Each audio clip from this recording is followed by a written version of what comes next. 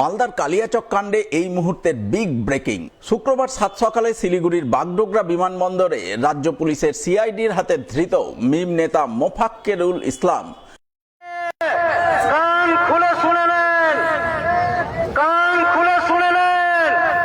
এখনো সংবিধানটাকে মানে, সুপ্রিম কোর্টকে মানে, আইনকে মানে। তাই আমাদের এই যে ছোট ছোট চিতাবাঘেরা আছে, এই সব আমার মায়ের পেটের ভাইয়ের মতো ভাই।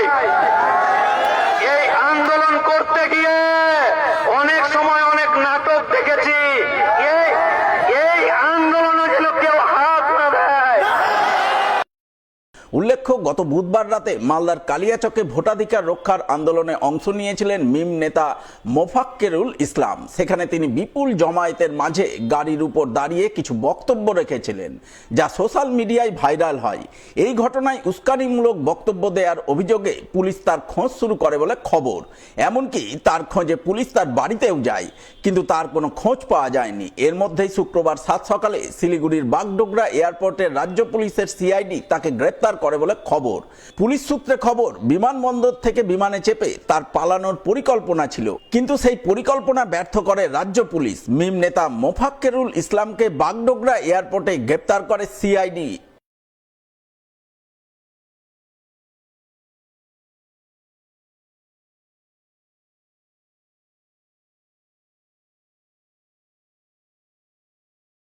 এসআইআর এর নাম করে যে সমস্ত মুসলিম মানুষদের ডিভোটার করে দিয়েছে বা ডিলিট করেছে, যাদের নাম হয়নি, তাদের আন্দোলনে সহযোগিতা করতে গিয়ে, যদিও ওই আন্দোলনটা আমি করিনি, আমি কলকাতা থেকে আলিপুরদুয়ার যাচ্ছিলাম, ওই আন্দোলনের পাশ দিয়ে যাচ্ছিলাম, সেখানে বক্তব্য দেওয়ার কারণে আমার জন্য কোনো জজ সাহেব অ্যারেস্টও ছিল না আর আটকও ছিল না।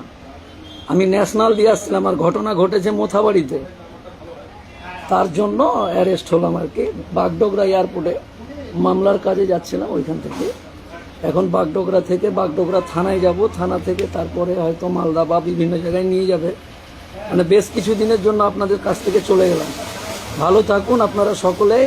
আর এই যে ভোট, নিশ্চয়ই নিজের নাম উঠাতে যা যা করা প্রয়োজন তা করতে হবে। ভালো থাকুন আপনারা সকলেই।